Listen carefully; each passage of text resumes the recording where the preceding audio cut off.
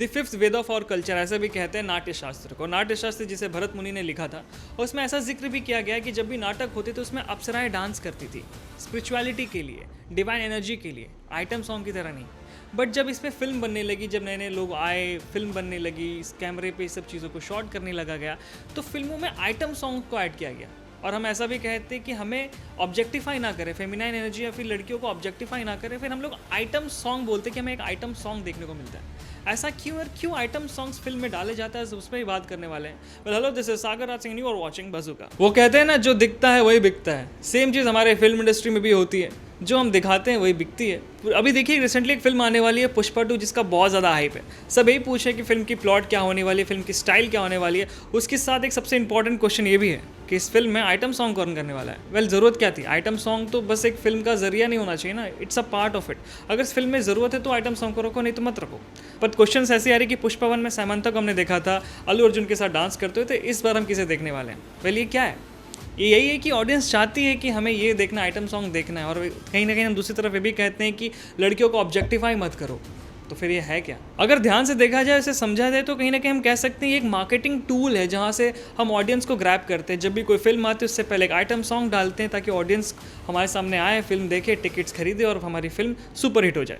अगर देखा जाए फिल्म शोले में, जहाँ पे हम हेलन को देखते हैं और हेलन कितनी खूबसूरत है और कितना अच्छा उन्होंने डांस करते हैं, उन्हें आइटम सॉन्ग का क्वीन भी कहा जाता था उस टाइम पर। तो ये कहीं ना कहीं एक स्ट्रैटेजी हो गई थी लोगों को, और लोग भी चाहते हैं देखना। अगर हम जहाँ भी देखें, जब भी कोई आइटम सॉन्ग होता है, वहाँ पर हम देखते हैं हमेशा 80% लड़के होते हैं, फिर मेल गेज होते हैं, जहाँ पर एक सिंगल औरत होती है जो डांस करती है।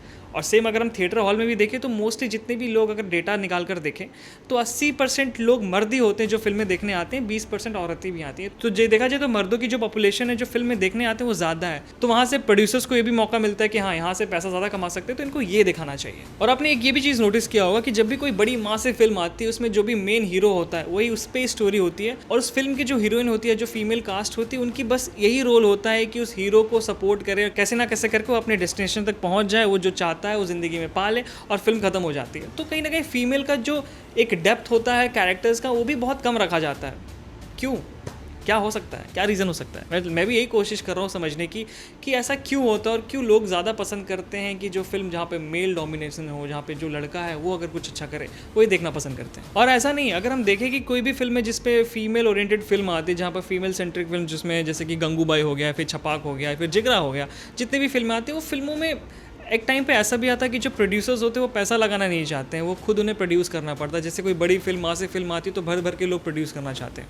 तो ये भी एक पॉइंट है, देखने वाली चीज़ है कि यार जब भी ऐसी कोई फिल्में आती हैं तो जितने प्रोड्यूसर्स हैं वो भी अपने हाथ पीछे कर लेते कि नहीं बाबा, इस पे तो हम हाथ नहीं लगाने वाले हैं। क्यों? क्योंकि पैसे कौन भरेगा, टिकट्स कौन बेच पाएगा, ये रीज़न होती है। और देखा जाए तो फिल्म मेकर्स को भी पता है कि अपने ऑडियंस से कैसे पैसे खींचने हैं, कैसे टिकट्स बिकवानी है, इसलिए हमें वैसे ऐसी चीज़ें भी दिखाती हैं। अब फॉर एग्जांपल, अगर मैं लूँ फिल्म वॉर में, अगर ऋतिक रोशन और टाइगर श्रॉफ साथ में और फिल्म में डांस स्टेप ना हो, डांस सीक्वेंस साथ में ना हो, तो ऑडियंस तो थोड़ा डिसअपॉइंट तो होगी ना।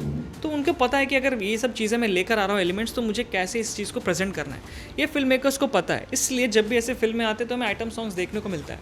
इसके साथ साथ ये भी चीज़ है कि यार बहुत सारे ऐसे आर्टिस्ट हैं या फिर बहुत सारे फीमेल एक्ट्रेसेस हैं जिनकी करियर इस पर बनी है। फॉर एग्जांपल नौरा फतेही को देख लीजिए, मलाइका अरोड़ा को देख लीजिए, आजकल तमन्ना भाटिया भी हमें बहुत सारे आइटम सॉन्ग्स में दिख रही हैं। ऑब्वियसली कहीं ना कहीं ऑब्जेक्टिफाइड चीज़ें होती हैं, बट स्टिल बहुत लोगों का करियर भी बन रहा है इससे। तो ये ओवरऑल कंक्लूजन तो नहीं कह सकते, बट मुझे यही लगता है कि इसके काफ़ी प्रोस एंड कॉन्स हैं। अगर आप देखें एक तरफ से तो कुछ बहुत चीज़ें काफ़ी नेगेटिव भी दिखती हैं, एक तरफ से काफ़ी पॉजिटिव भी दिखती है। It depends upon the perspective कि आप क्या देखना चाहते हो, उससे फिल्म मेकर्स भी हमें डिसाइड करेंगे उन्हें हमें क्या दिखाना है। तो ये था हमारी तरफ से कि why these item songs are putted into the films, and कैसे वो लोग मेहनत करके या फिर बिजनेस करके पैसे कमाते हैं और हमें एंजॉय भी देते हैं, या फिर हमें डिस्कम्फर्ट फील कराते हो तो हम पर है। तो ऐसे वीडियोज़ के लिए बज़ूका को सब्सक्राइब, वीडियो को लाइक करें। Bye bye.